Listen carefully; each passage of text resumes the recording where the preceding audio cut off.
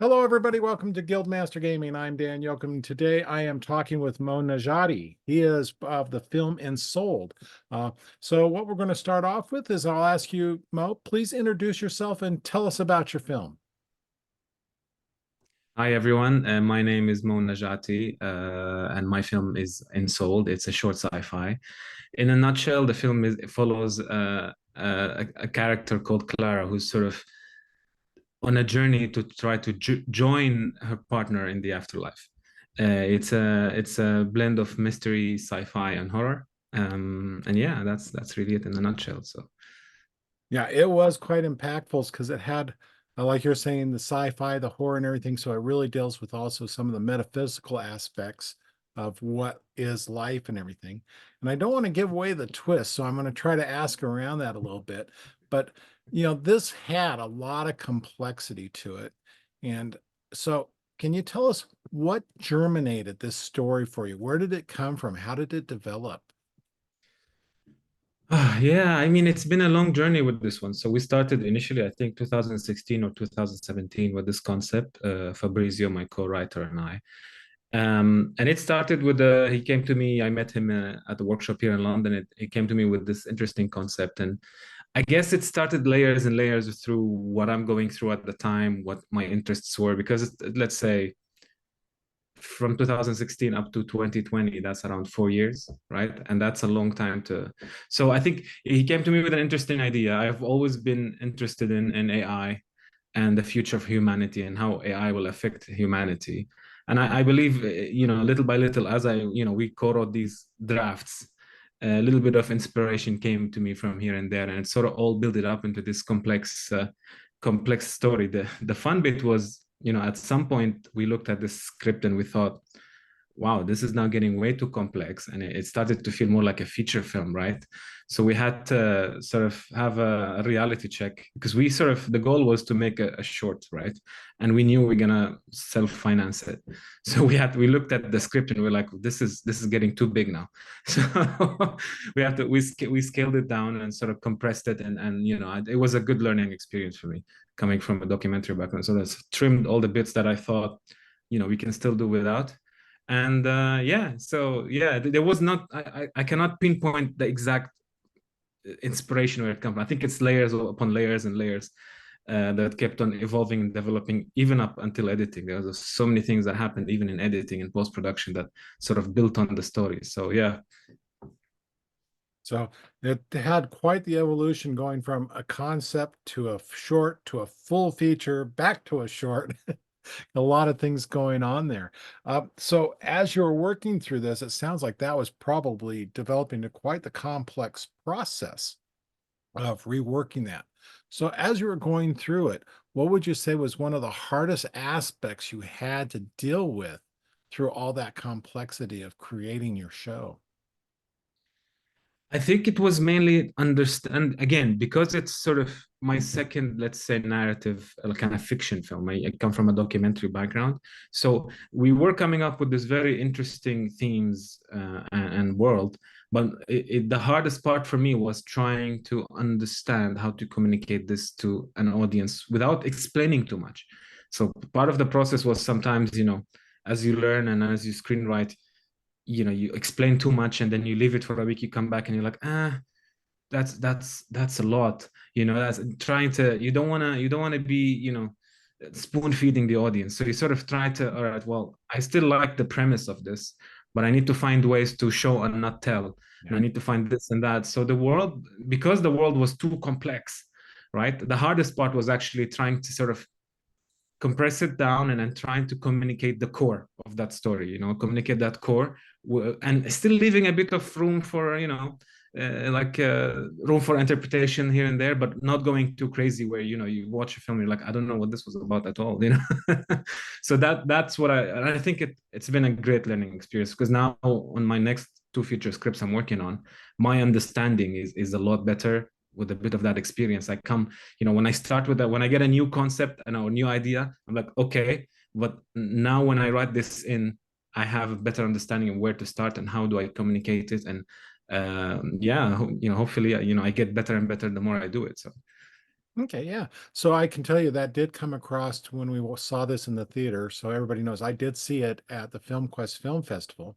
And there was conversation going on was were they robots or were they aliens that, these people were interacting with? So providing some of that mystery that you're talking about, that interpretation, it was there. So, let's flip it now on the other side. Yeah, that was the hardest part, kind of working everything through. But what did you come across that you went, wow, that just went so much better than we anticipated? And it can be during production, post production, or when you finally sat down and saw it and you just the impact of it. What would you think is like that big point of the movie that you just, I like that? There were a lot of things, but I think that one of the most recent things was uh, exactly to your point, where people were discussing, are they aliens or are they robots? What exactly? And there were some things that were not in the script, and we shot it and it kind of worked, and we kind of liked it. But I got some feedback from friends who were like, we're really not sure at all now. Like we don't know what they are. And my sound designer came up with this very cool little adjustment to the sound of the receptionist. And literally, it kind of solved a massive problem for me because I was trying all these very complicated ways to fix it. And literally, a little adjustment to the sound without explaining much, right? He put it in there and he gave me like a test, and I'm like, oh my god, that fixed everything. And it was so so minimal in terms of like it took him some time, but it wasn't like a big because I was trying to solve it in a way more complicated way. Like, all right, so do we, I don't know, do we add cards or do we try to do something or do we record some VO or, but he's like, let me try this thing. And literally from then and that's it, right? And I think when that came in and I put it on the edit and I'm like, that solved it. And I thought, wow, that's like the easiest solution to a problem I really thought was really big. And it's amazing. It's again, coming from a documentary background, I'm sort of usually the sound design on documentaries is more straightforward. You experiment a little bit, and you make it sound as good as you can. You add Foley and everything, but you never push it too much because at the end of the day, it's reality, and you have to reflect reality, right? So I was thinking about like the shooting and the shots were good, everything is good, but then that little thing fixed it for me. So yeah, I think that was one of those things where I'm like, wow, that was a lot easier than I thought, and it wasn't even my idea, to be honest. I have to give credit to my sound designer, came up with Oh, an yeah. amazing solution. Yeah, so. Well, that's great. Well, you've talked about you coming from a documentary background. So Mhm. we'll kind of move backwards in time as we go through these next few questions that I've got lined up for you. What would you say you're talking? There were some real differences between documentary and doing narrative storytelling. So what was some of the fun of it? What was some of the hardships? What would you say is, and what did you bring forward from your documentary work that you think really played a big part in Sold? Yeah. Great question. I think for me, I was always, slightly self-conscious about working with actors because I've learned, you know, to deal with real people for documentaries, and I've sort of established an experience in that. And I felt that I had a bit of like lacking experience in working with actors. And I was always, when I sit and write, and I'm like, I wonder how are we gonna tackle this, and I wonder how am I gonna explain to the actors what I need without telling them too much, right? I've had some not so great experiences in the past, so that maybe is the reason why I sort of felt as a director, I have to know everything about everybody, and I learned that when you work with the right actors, they just, you just give it to them and they add all the color and they add all the little things, and all you have to do is little adjustments here and there, and it works great. So my main, I guess worry was that, and it was easier, when you work with the right people, they just make your film so much better. Um, the second part to your question, sorry, do you mind reminding me? No, I was just kind of saying, what you kind of brought forth and you talked that, what you implied, but what would you say was some of the hardships or the good things that, you know, starting out in documentary work and moving over, what did those do for you? Yeah, I think yeah, that's actually the answer can, tackle both questions. uh, started in very indie documentary, so really work with whatever you have, right? Make the best out of whatever you have. So I think I have this mindset even when we have a bit of budget to sort of any problem you throw my way, I can find a quick solution because I'm used to really being like on the run. The conditions were never perfect for me all the time on documentaries in terms of like I never got what I really wanted in terms of production wise. I had to make it work. It was hard. I had to always push to make it the best I could with with the little I had. So I think that really helped me a lot when I shot two short films and I felt that you know curveballs come at you all the time. But I always felt like easy, I can fix this. From my experience in documentaries, we can always do this, we can do that. I sort of, luckily for me so far, for now, I feel that I can always adapt quickly. I can adapt, I can find a solution. And I think this is one of the things I wanted to say as well. Like coming from a documentary background, for me, reality and authenticity is very important, right? Because that's the last thing you Yeah. want. You don't want that missing in a documentary. So but then you're obviously working with fiction, so how can you make that blend? And funny enough for me, it's been always the locations and the texture and the locations. I really give so much. I go through a lot of trouble to get the right real location. I don't like sets or like fake locations that we can dress up. I never, it didn't work for me yet. I always, whenever I'm thinking, I'm like, I need to find the right location because that feels real.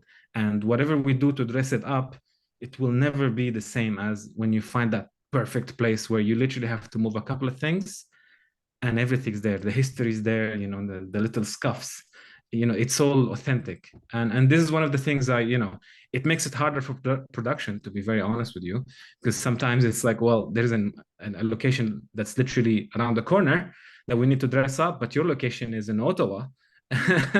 We filmed this in Canada, right? And all the Okay. production, yeah, everyone, Toronto is the main production hub, and Ottawa is not really much. So we had to go all the way, but I felt that's the location. I just cannot imagine the film happening anywhere else.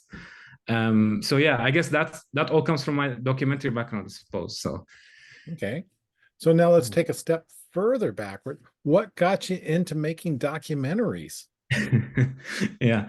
Uh, well, I grew up in a little town outside of Dubai in the United Arab Emirates. Back then, early 90s, the infrastructure and the film industry there was not really, you know, was not really there, right? And I studied visual communication at university, and I sort of did like a little couple of filmmaking workshops, and I really loved it. And I always knew I wanted to make fiction. Documentary was never on my radar, to be very honest with you. But because I had a little bit of a difficulty sort of with the industry and the lack of it around me, I decided like, okay, maybe I can just take my camera and start making documentary films, work with whatever I have, find authentic people with interesting stories and try to do the best I can. And that's how I got into documentaries, and I spent a long time doing it, and then I started getting commissioned to do it, and I get even like brands to commission me to do films for them, which was great. But I always knew I always wanted to do fiction. So when I moved to the UK about 7 or 8 years ago, I literally started day one. I knew I want to make fiction films, right? This is what I always wanted to do. And I felt, London has a massive industry. You have so many brilliant actors, locations, you name it, right? Everything is here.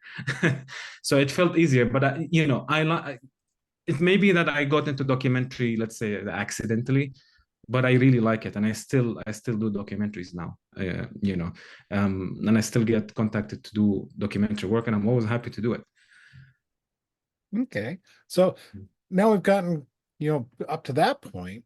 Let's take it one more step further back. What drew you into becoming a filmmaker? Yeah, that's a very, very interesting question. I often find myself actually thinking about this, especially when things, on the indie front, sometimes, well, a lot of the times things don't go your way. And I always sit and be like, I've seen a lot of people that started with me go and do other things, right? And I always sit and think, what drew me? Why do I like this so much? What's the reason that I'm willing to go and keep going? And I think there were two things. One of the things is it allows me to express a lot of ideas and thoughts and things that I wouldn't express in a, let's say, social setting. I have some, let's say, not very orthodox ideas in my head, and I feel like when I get this idea and I want to put it on a piece of paper and shoot it and express it, I feel so good. It feels like I sort of was able to communicate something, right? That feeling of screening any film you do, even documentary, in a theater with a lot of, let's say, like strangers around you watching all together and experiencing this like together, is one of the best feelings ever. I had that feeling the first time in university when I did that course in filmmaking. We had to do like a little film and we screened it, and you sit there and you're nervous because you're surrounded by 30, 40 other students, and you can sort of get the reactions, and you put it on the big screen and you're nervous and you don't know if people are gonna enjoy it, people are not gonna enjoy it. And that, I guess there's a bit of an adrenaline rush to it. And I think ever since that moment, and I'm hooked. I'm like, I really enjoy this. I really want to do this. There's also a little, sorry to make this answer longer, but there's No, you're also good. the past 5 years I've been remembering that my grandfather was in the Navy. And I remember when I was about 7 or 8 years old, I think this is where it all started. He would always tell me stories about the Navy, but he was a master storyteller because he would never tell me the entire story. So he would always, every day, he would leave me on a cliffhanger, and he would be like, "You want to know more? Tomorrow after work, when I come back, I'll continue the story." And the story never ends, right? And I guess he instilled in me something ever since then. I would sit and wait for him to come back from work to tell me the rest of what happened. And he kept that going. So I believe maybe my passion for telling stories or listening to stories or experiencing stories started then, and I sort of slowly evolved. So, Now that's a great storytelling story right there.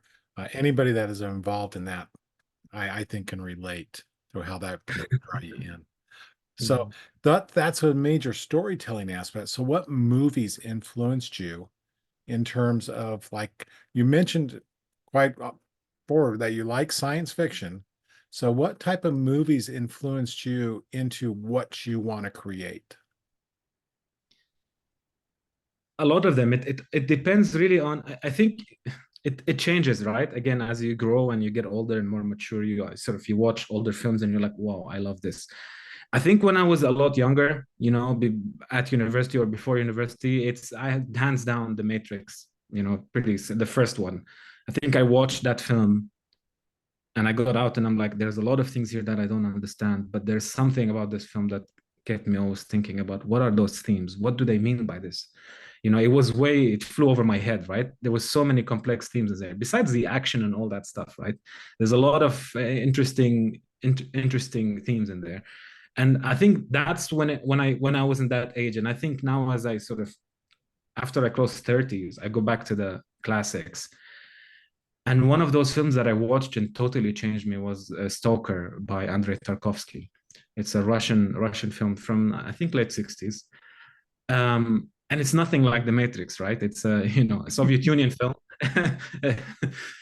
It's science fiction, but it's science fiction in its own way, right? And I watched it and I thought this is really something that really inspired me to keep going doing what I'm doing. And yeah, I mean, now I watched everything, everything from new and old, and you watch things, and it's getting harder to get inspired with the new films as you get older. You start to go back to the classics. You go back to the old films, to the classics, or the films that like they were not very popular, or films that nobody really knows much about. You watch them, you're like, oh my god, this is amazing.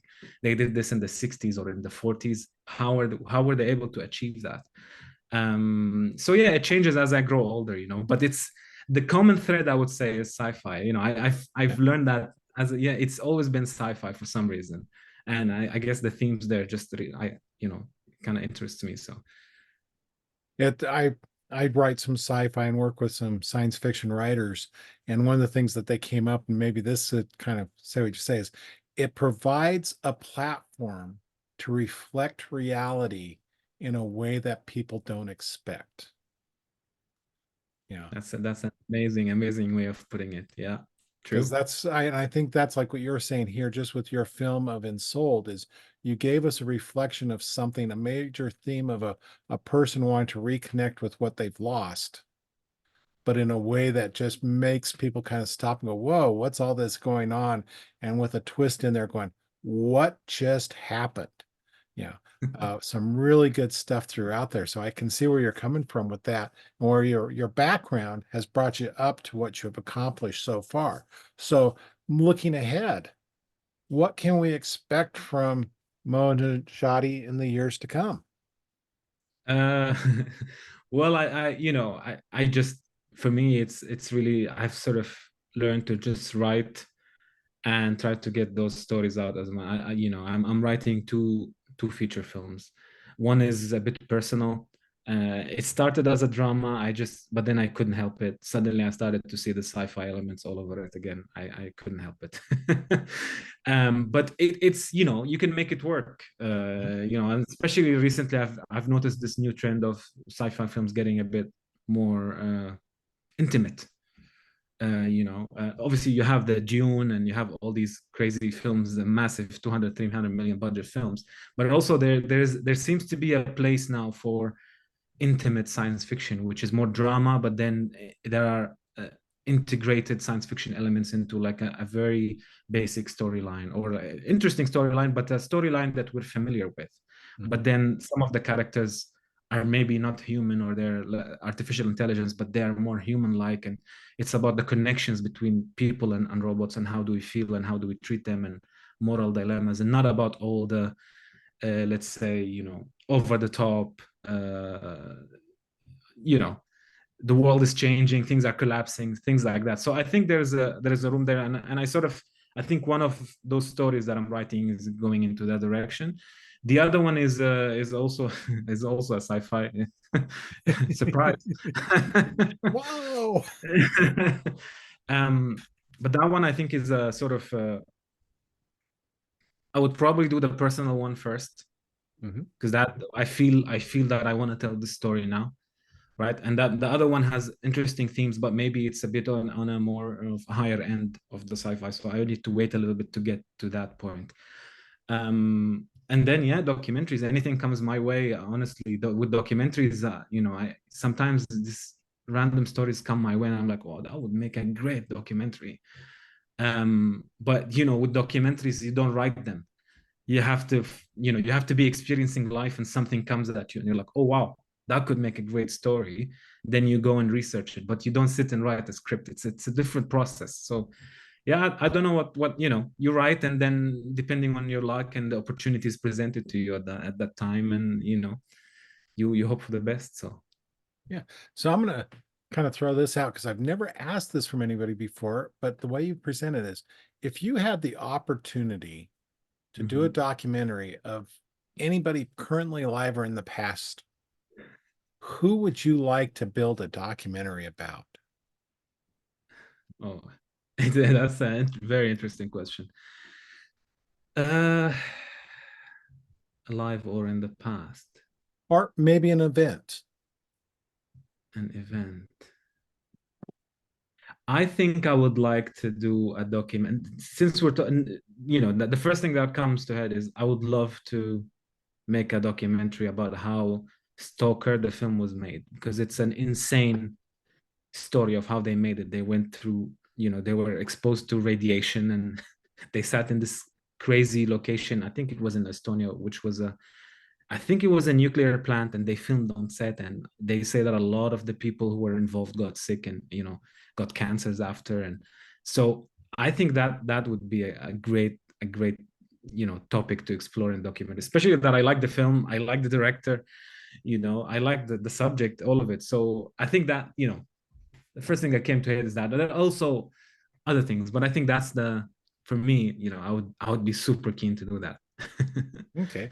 I've usually asked some people, like what would be their dream project, outside of and it's, like working on some type of film or franchise film. But just the way you were talking, it seems like you have a different level of understanding or love for documentaries, along with the storytelling. So I think that'd be really kind of a neat thing to see. Um, I've been interrupted by one of my By cats. the cat. He decided it's time that he wants to get some attention.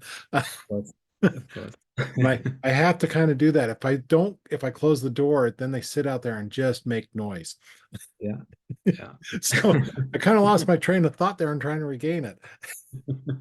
So we've talked about what you've got, kind of going and where you might be going in the future, what you'd like to maybe do sometime is just a fun thing to kind of, throw out there. So let's kind of flip it a little bit around. We're coming up close to about a half hour, and usually these take about a half hour. We can go longer if we got more. I'm not a Mhm, concern, but if you had someone now, and I'm willing to bet you've already dealt with this with some people that came up and mhm. said, "Hey, I like what you've done. I like how you're going things.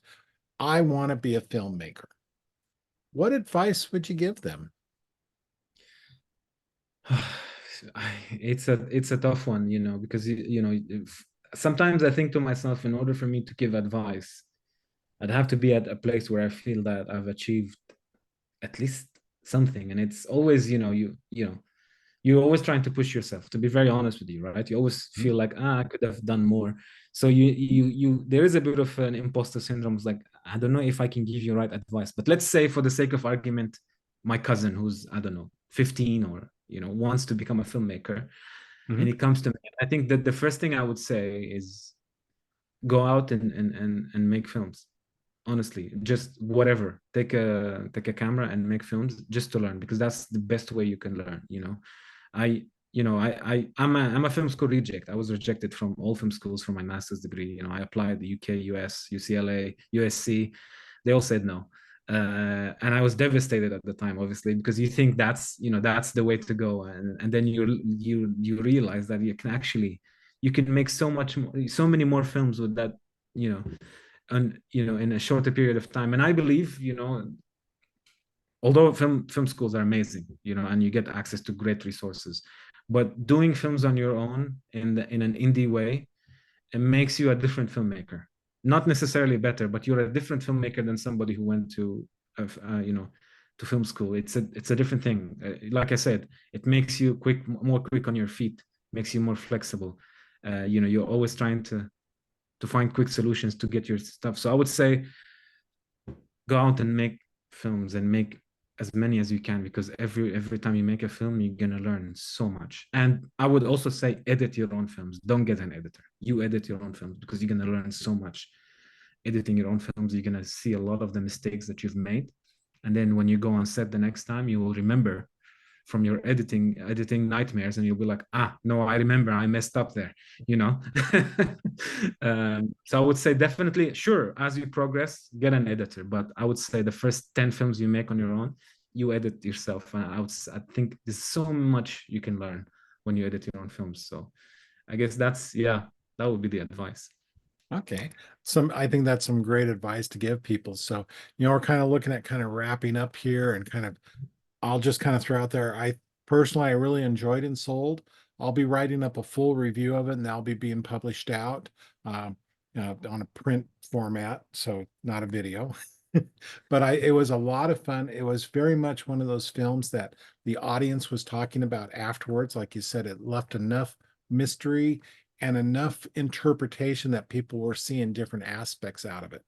And that's the reason why I think a lot of people thought it was going. Some of them were like, this is more about the metaphysical instead of science fiction. And, you know, and, and I agree with you about the horror elements. And you also have the elements of romance in there too, just by the plot line of she wants getting back, which always make for a really good story.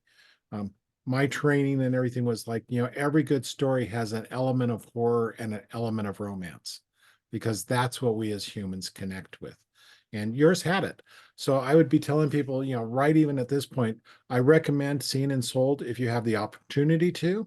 And that would be, definitely see it with a group like in a theater, because it has that impact of being around people and it supports the indie industry. But also, if not, keep an eye out for it on a streaming service or other platforms out there.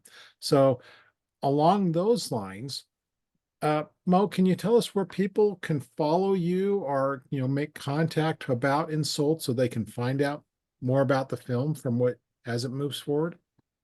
Of course, of course. So I'm mainly active on social media on Instagram. So my handle is at Moe Najati, so my first and last name. And then is also my website, which is moenajati.com. My email is there, so you can reach out on either platforms, and I'd be happy to respond to any request, or even if somebody wants to like a private link, I'm happy to send it, and happy to hear feedback always. Okay. So as we kind of wrap up, is there any final words you'd like to share about yourself or what's going on and or last minute advice maybe you've thought of?